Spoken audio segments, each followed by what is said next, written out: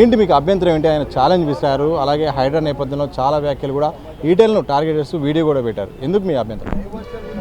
ఈరోజు ఈటెల రాజేందర్ గారు ఆనాడు ఏదైతే తెలంగాణలో ఏదైతే కరోనా సమయంలో ప్రతి ఇల్లు తిరుగుకుంటూ, ప్రతి వాడ తిరుగుకుంటూ, ప్రతి హాస్పిటల్ తిరుగుకుంటూ ప్రజలు ఒక ధైర్యాన్ని ఏ విధంగా అయితే క్రియేట్ చేశారు, అదేవిధంగా ఈరోజు ఎక్కడైతే చెరువుల చుట్టూ పేదల యొక్క ఇల్లులు పోతున్నాయి, పేదలకు ఎక్కడైతే నోటీసులు వచ్చినాయి వాళ్ళందరికీ భరోసా కలిగిస్తూ మేము మీకు అండగా ఉన్నామని చెప్తూ మీ ఇల్లులు ఎక్కడ పోకుండా చూసుకునే బాధ్యత మాది.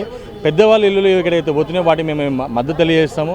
పేదల పక్షాన ఉన్న ఇల్లులను మాత్రం మేము తప్పకుండా ప్రజల పక్షాన ఉంటామని చెప్పేసి ప్రతి చెరువు ఈరోజు తిరుగుతున్న క్రమంలో నాగేశ్వరరావు గారిని ఏమన్నారు అంటే, బడాబాబులను ఎందుకు ఎత్తుకుంటున్నావు, దయచేసి ఈ పేదల పక్షాన మాట్లాడు, మీలాంటి సామాజిక దృక్పథం ఉన్న వాళ్ళు, మీరు ఒక పెద్ద ప్రొఫెసరు, ఒక మేధావి, మీలాంటి వాళ్ళు ప్రజల పక్షాన ఉండాల్సిన అవసరం ఎంతగానో ఉంది నాగేశ్వరరావు గారు అని చెప్పడం జరిగింది.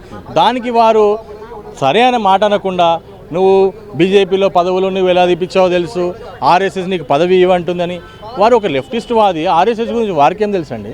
వారికేం తెలుసు? ఇవన్నీ అవసరం ఏముంది? మీరు ఒక మేధావిగా మీరు దీన్ని స్వాగతించి ఓకే మీరు ప్రజల పక్షాన ఉంటారని మేము అనుకుంటా ఉన్నాము. దయచేసి మీరు ఛాలెంజ్లు అలా విడిచొద్దు. ఎందుకంటే మేము చెప్పడం స్టార్ట్ చేస్తే బాగుండదు. మీ విఘ్నతకి మేము విడిచిపెట్టేసి మా విఘ్నత మాకు ఉంది కాబట్టి మేము మీ మీద ఎక్కువ విమర్శించదలుచుకోలేదు. దయచేసి ఈ మాటను వెనక్కి తీసుకోవాలని తెలియజేస్తాము. ఇదే నేపథ్యంలో ఏదైతే వ్యాఖ్యలు చేస్తున్నారో ఈటెల రాజేందర్ చేసిన వ్యాఖ్యలు నేను ఎక్కడా రేవంత్ రెడ్డిని అనలేదు.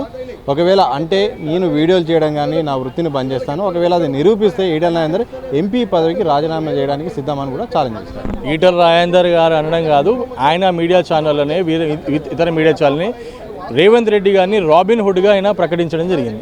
రాబిన్ హుడ్ అనే బిరుదే ఇచ్చిన ఆయన, ఇంకా అంతకన్నా ఇంకేముంటుంది? వీడియోలు ఉన్నాయి, ప్రజలు చూస్తారు తప్పకుండా. ఆ వీడియోలు అన్నీ ఆల్రెడీ ట్రోల్ అయితేనే ఉన్నాయి.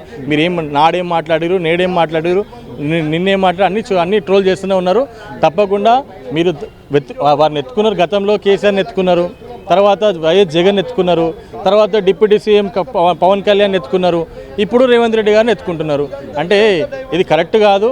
దయచేసి మీరు అన్ని పార్టీలకి ఉండేటువంటి ఏకైక నాయకులు, మీరు ఎక్కడ కూడా రాజకీయాలకి దూరంగా ఉన్నారు. దయచేసి మీరు ప్రజలను, మేము ఆ రోజు మీరు ఎమ్మెల్సీగా నిలబడితే కూడా మేమందరం మిమ్మల్ని గెలిపించాం, మేమందరం మీ దగ్గర ఉండి గెలిపించాం. ఎందుకంటే ఒక గొంతు ఉండాలి, మేధావి గొంతు ఉండాలని చెప్పి గెలిపించాం. కానీ మీరు ప్రజలకు ఎంత ఉపయోగపడ్డారు చెప్పండి? నేను అడుగుతాను మిమ్మల్ని ఈ సందర్భంగా. ఏమి ప్రజల గురించి మీరు కొట్లాడారు ఆ యొక్క ఎమ్మెల్సీలో ఉండి? ప్రజల పక్షాన మాట్లాడిన మాట ఏంది మీరు ఒకటి చెప్పండి నాకు. సో ఈరోజు మీరు మాట్లాడుతూ ఉన్నారు. దయచేసి ఒక డాక్టర్ మమిత చనిపోయినప్పుడు మీరు ఏమైనా మీ యూట్యూబ్ ఛానల్ వచ్చి ఏమైనా మాట్లాడిరా? లేకపోతే కార్మికులకు ఏమైనా ఇబ్బంది జరిగినప్పుడు మీ యూట్యూబ్ ఛానల్ వచ్చి మాట్లాడిరా?